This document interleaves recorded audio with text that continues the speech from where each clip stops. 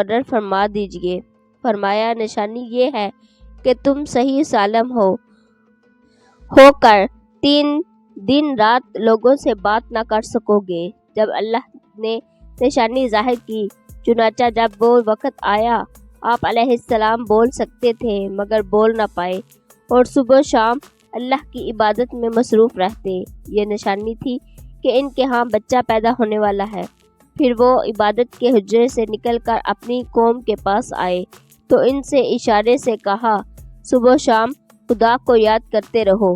اللہ تعالیٰ نے سورۃ آل عمران میں فرمایا ہے، وہ بھی ابھی عبادت گاہ میں کھڑے نماز ہی پڑھ رہے تھے کہ فرشتوں نے آواز دی کہ زکریا خدا تمہیں یحییٰ کی بشارت دیتا ہے جو خدا کے فیض یعنی عیسیٰ کی تصدیق کریں گے اور سردار ہوں گے اور عورتوں سے رغبت نہ رکھنے والے اور خدا کے پیغمبر یعنی نیک کاروں میں ہوں گے۔ اللہ نے انہیں یحییٰ کے روپ میں انتہائی فرمانبردار، نیک، صالح، پرہیزگار اور عبادت گار بیٹا عطا فرمایا۔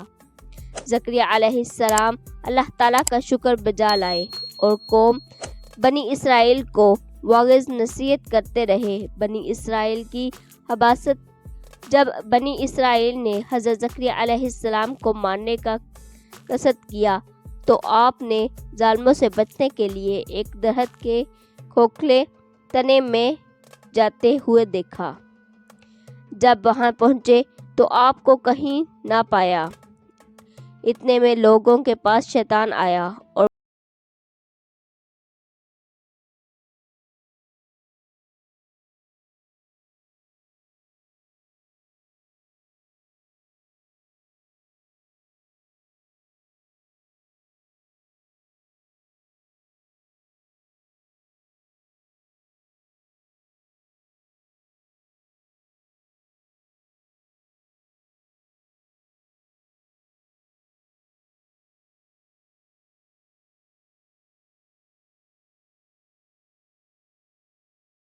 اللہ جل شان کی ذات پاک واحد لا شریک ہے اور باپ بیٹے کی نسبتوں سے پاک ہے، لہٰذا ہمیں اپنے آپ کو لمحہ لمحہ گمراہی سے بچانا چاہیے تاکہ اللہ پکڑ سے بچے رہیں۔